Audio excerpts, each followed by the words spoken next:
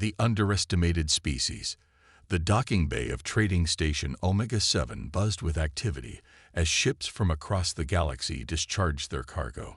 Among the crowd of diverse species, Zora Kellex stood apart like a predator among prey. Her crimson skin gleamed under the station's harsh lights, and her forearms moved with the calculated precision of a born warrior.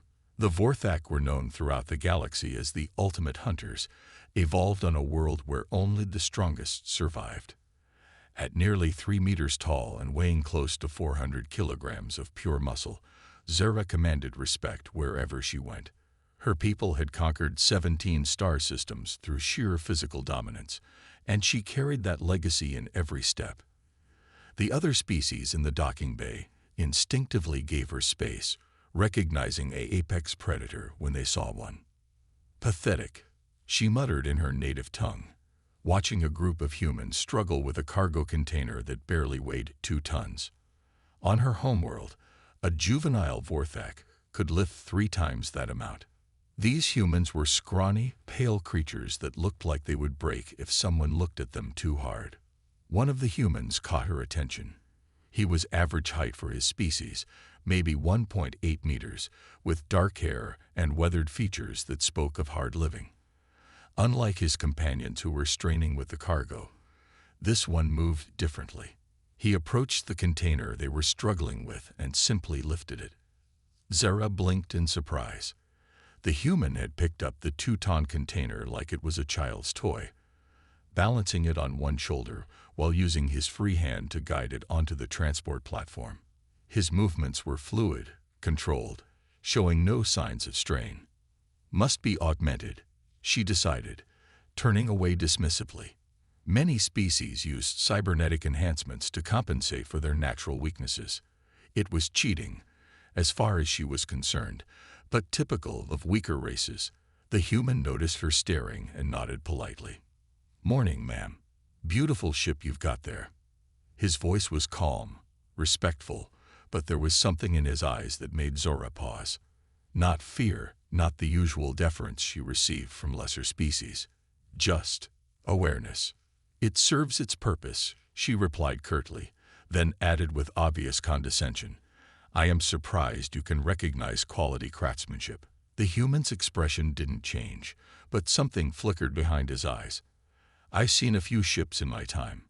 Marcus Chen, by the way. Salvage operations."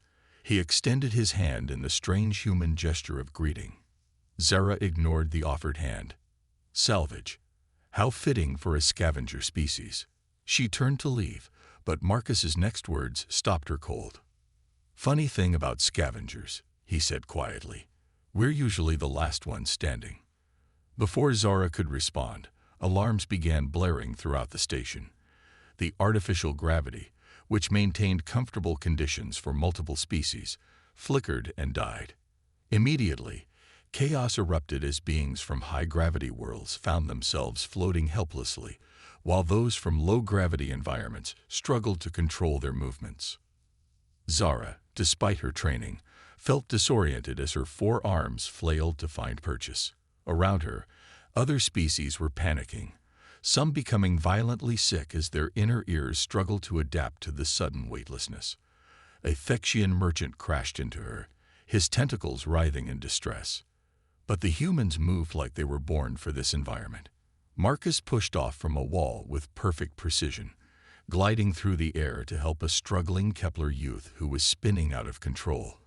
Another human, an older man with graying hair and captain's stripes, used the station's structural beams to swing from section to section, organizing the evacuation with calm efficiency. "This way," the older human called out, his voice carrying authority that cut through the panic. "Emergency pods are in Section C.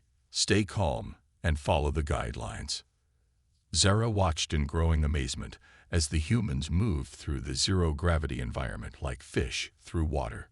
They twisted, turned, and maneuvered with an ease that put even space-adapted species to shame. When a structural beam came loose and threatened to crush a group of smaller aliens, Marcus was there instantly, catching the massive piece of metal and redirecting its momentum with movements that seemed almost choreographed. How? She found herself asking as Marcus guided her toward the emergency section. He looked at her with those unreadable eyes. We had to learn. Where we come from, the sky was always trying to kill us. Eventually, we learned to kill it back. The gravity came back online 20 minutes later, and the crisis passed.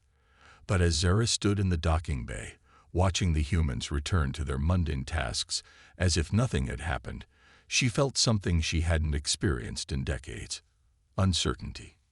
Her people had conquered star systems through strength and ferocity. They were the ultimate predators, the apex hunters of known space. But watching these seemingly fragile humans move through a crisis that had left her disoriented and helpless, she began to wonder if there was more to predation than just teeth and claws. That evening, Zara found herself in the station's central bar, a neutral space where different species could gather safely. She had intended to drink alone and process what she had witnessed, but Marcus Chen appeared at her table uninvited. "Mind if I join you?" he asked, already sliding into the seat across from her. "I mind," Zara replied coldly. Marcus signaled the bartender for 2 drinks. "Good. Minds are important. Most people don't use theirs enough." He studied her with those unsettling eyes. "You're Vorthek, elite hunter caste, if I'm reading your markings right." Zara's forehands tensed. "Your point?" "No point. Just curious. Your people have quite a reputation. 17 conquered systems, right? All through superior physical prowess." He accepted the drinks from the server and slid one toward her. Must be nice, being born to win. There was something in his tone that made Zora's warrior instincts flare. "You mock me?" "Not at all. I respect strength. Question is, what happens when you meet something stronger?" Before Zara could respond, Captain Thorne approached their table. The older human moved with the easy confidence of someone accustomed to command, his weathered face bearing scars that spoke of battles fought and won.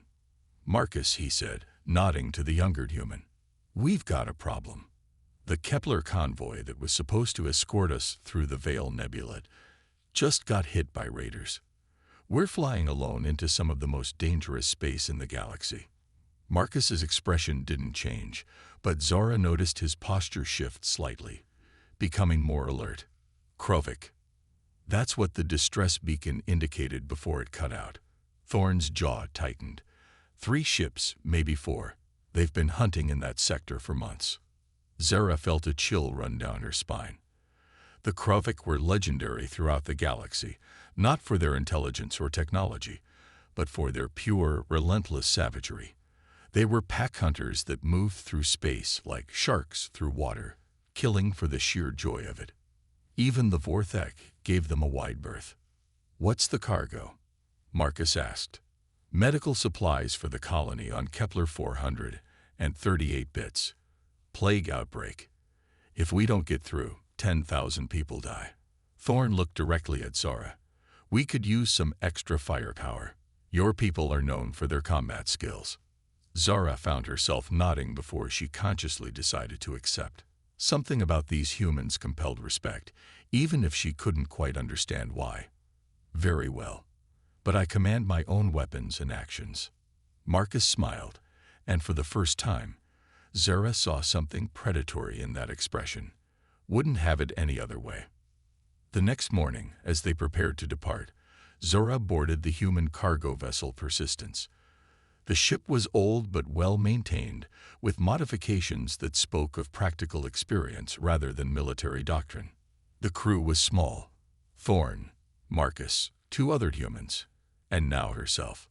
As they broke orbit and headed toward the jump point, Zara studied her temporary companions. They moved with an efficiency that reminded her of her own hunter teams, but there was something different about them. Where Vorthek warriors were all controlled aggression and barely contained violence, these humans seemed patient, like they were waiting for something. "Ever been in a real fight?" she asked Marcus as they reviewed the star charts. He looked up from the navigation console. "Define real." "Life or death. No rules. Kill or be killed." Marcus was quiet for a long moment. When he spoke, his voice carried the weight of old battles. "Ma'am, where I come from, every day was that kind of fight. We just learned to smile while we were doing it." As the Persistence jumped into hyperspace, heading toward the dangerous Veil Nebula, Zara found herself wondering exactly what kind of world could produce creatures like these humans. They seemed so fragile, so utterly breakable, yet there was something underneath that surface that made her ancient predator instincts whisper warnings. She had always known that humans were survivors. The galaxy was full of survivor species, after all. But as she watched Marcus check and recheck their weapons systems with the methodical precision of someone who had faced death many times before, she began to suspect that there was a difference between surviving and thriving. And these humans, she was beginning to realize, had done far more than just survive. When the hunter becomes the hunted. The attack came without warning as the Persistence dropped out of hyperspace at the edge of the Veil Nebula. Zara was in the cargo hold, running combat diagnostics on her personal weapons, when the ship lurched violently to starboard. Emergency klaxons began wailing as the lights flickered and died, replaced by the red glow of emergency power. "All hands to battle stations." Thorne's voice crackled over the comm system. "Krovik Pack, 4 ships. They've got us bracketed." Zara's 4 arms moved with trained precision, activating her armor systems and grabbing her plasma rifle. As she rushed toward the bridge, she could hear the distinctive sound of energy weapons impacting the hull. The Krovik had found them. The bridge was a scene of controlled chaos.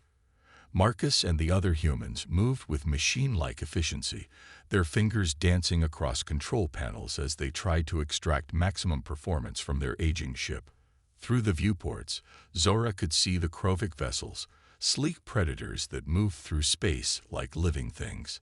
"Shields at 60% and falling," reported one of the crew members, a young woman with cybernetic implants around her left eye. "Hull breaches on decks 4 and 7. Jenny, reroute power from life support to engines," Thorne ordered, his voice calm despite the crisis. "Marcus, get us into the nebula. We need cover." "Captain," Zara interrupted, her voice tight with urgency, "the Krovik hunt in packs. They'll have scouts waiting in the nebula. We're flying into a trap." Marcus looked up from his console, and Zara saw something in his eyes that made her step back involuntarily. It wasn't fear or desperation. It was anticipation. "Ma'am," he said quietly, "we're not flying into a trap. We're making one."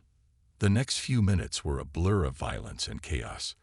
The Persistence dove into the nebula's swirling gases, using the electromagnetic interference to mask their movements.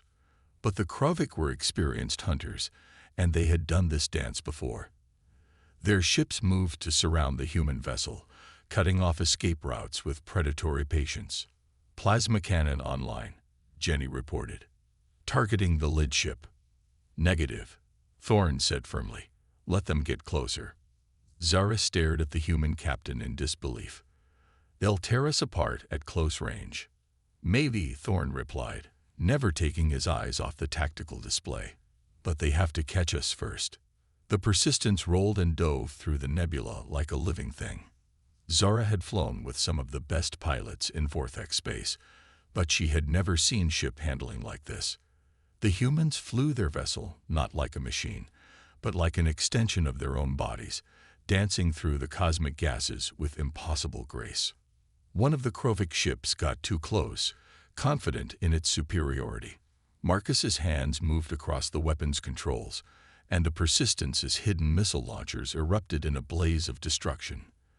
The Krovik vessel, caught by surprise, took the full salvo amidships and exploded in a brilliant fireball. "One down," Marcus said calmly. 3 to go. But the remaining Krovik had learned from their packmate's death.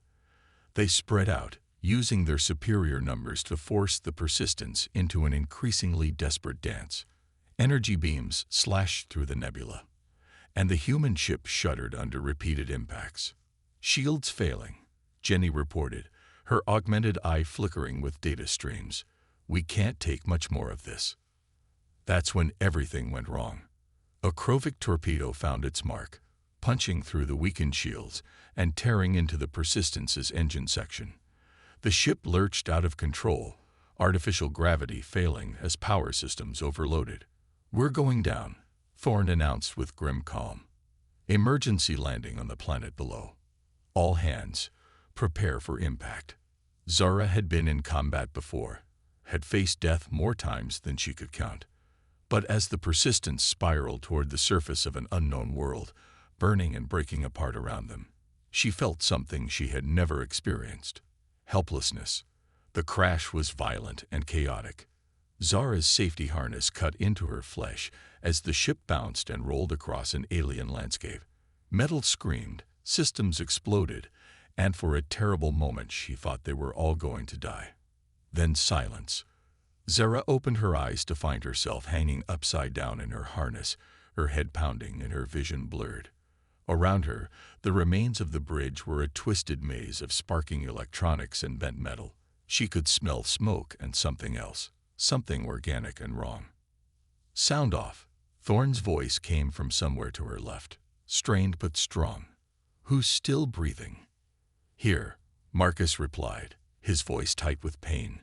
"Jenny." "Alive," came the response from the young woman with the cybernetic eye. "Hurt, but alive." Zara managed to free herself from her harness, dropping to what had been the ceiling. Her warrior's training kicked in, and she quickly assessed her condition. Bruised, battered, but nothing broken. Her people were built to survive crashes that would kill most species. "We need to move," she said, helping Thorne to his feet. The older human was bleeding from a gash on his forehead, but his eyes were alert. "The Krovic will send ground teams to finish us off." Marcus was already moving, gathering supplies from the emergency lockers. "Agreed. But first we need to understand where we are." He activated a portable scanner, its screen flickering to life. "Atmosphere is breathable. Gravity is about 1.2 standard. Temperature is dropping fast. We're in for a cold night." "What about indigenous life?" Zara asked, checking her weapons. The scanner's display made Marcus frown. "That's interesting. I'm reading massive biosignatures. Whatever lives here, there's a lot of it, and it's big." Jenny, despite her injuries, managed to access the ship's database. "According to our charts, this is Keth 7. It's listed as a death world. Class 5 biohazard. The only reason it's not quarantined is because no one's stupid enough to come here." "What kind of biohazard?" Zara demanded. "Predatory ecosystem," Jenny read from the display. "Indigenous species known as shadow moss. Pack hunters, highly aggressive, adapted for killing anything that moves." Zara felt her blood run cold. She had heard of shadow moss in hunters' tales, creatures that made even the Krovic look like harmless scavengers. They were living nightmares, evolved on worlds where only the most vicious survived. "How long until the Krovic land?" Thorne asked. Marcus checked his scanner again. "Their ships are already in orbit. I'd say we have maybe 2 hours before ground teams reach the crash site." "Then we move now," Zara decided, her military training taking over. "Find defensible terrain, set up a perimeter, wait for rescue." But Marcus was already shaking his head. "No rescue coming. The Krovic will make sure of that. We're on our own." For the first time in her life, Zara felt truly afraid. Stranded on a death world, hunted by both Krovic raiders and indigenous predators, with only 3 injured humans for allies. By all the laws of the galaxy, they were already dead. As they gathered supplies and prepared to leave the wreckage of the Persistence, Zara noticed something strange about her human companions. They should have been panicking, should have been paralyzed by the hopelessness of their situation. Instead, they moved with calm efficiency, checking weapons, rationing supplies, and planning their next moves like this was just another day at the office. "You've done this before," she realized aloud. Marcus looked up from where he was field stripping a plasma rifle. "Done what?" "Survived the impossible. Faced odds that should have killed you and walked away." A ghost of a smile crossed Marcus's weathered features. "Ma'am, where we come from, impossible odds are just another Tuesday." They left the wreckage as the alien sun began to set, painting the sky in shades of purple and gold. The landscape around them was beautiful and terrifying. Crystalline formations that jutted from the ground like teeth, forests of what looked like metallic trees, and in the distance, mountains that seemed to pulse with their own inner light. But it was the sounds that made Zora's skin crawl. Howls echoed across the alien landscape, calls that spoke of hunger and hunting. Something was out there in the darkness, and it had already caught their scent. "Stay close," Marcus whispered, his rifle ready. "And whatever happens, don't run. Running just makes you look like prey." They had been walking for less than an hour when the first shadow maw found them. It emerged from behind a cluster of crystal formations like a living shadow, moving with the fluid grace of a born killer. The creature was massive, easily 4 meters long, with a sleek body covered in what looked like living darkness. Its eyes glowed with malevolent intelligence, and its mouth was filled with rows of teeth designed for tearing flesh from bone. Zara raised her plasma rifle, but before she could fire, Marcus stepped between her and the creature. He didn't raise his weapon, didn't make any threatening moves. He just stood there, perfectly still, looking the shadow maw directly in its glowing eyes. For a moment, predator and human stared at each other across the alien landscape. Then something impossible happened. The shadow maw, this apex predator of a death world, took a step backward. "Marcus," Thorn whispered urgently, "what are you doing?" "What I was born to do," Marcus replied, never taking his eyes off the creature. "Hunt."